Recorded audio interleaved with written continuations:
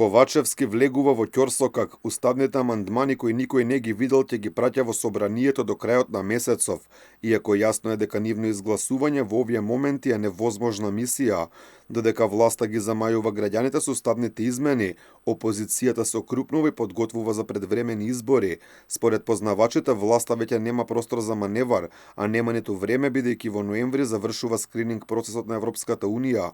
Според Александар Кржаловски, владата уште лани кога го прифатила францускиот предлог, уставните измени требало да ги прати во собранието за да бидат нештота појасни. Според мене требаше уште тогаш, уште веднаш да се, или многу брзо после тоа, тој го кажува во своите изјави дека треба веднаш да се почне за до крајот на ланската година да завршиме и да видиме на што сме. Сега цела година се измачуваме со ова, а никој не се мрдна од своите позиции. Во секој случај, бидејќи веќе доаѓа крајот за скринингот во ноември, крајно време е да се направи ова, да се направи обидот, иако прилично јасно дека нема мнозинство за тие да се изгласат. Ова доаѓа во моменти кога првиот човек на ВМРО ДПМН јасно порача дека прекинува секаква комуникација со власта и дека може да разговара единствено за избори. Според последните изјави на првиот човек на ВМРО ДПМН, фокусот на Мицковски во следниот период ќе биде окрупнување на опозицијскиот блок.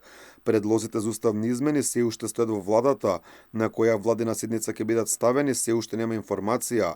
Од таму добивме одговор на една од следните седници, но не прецизираа на која.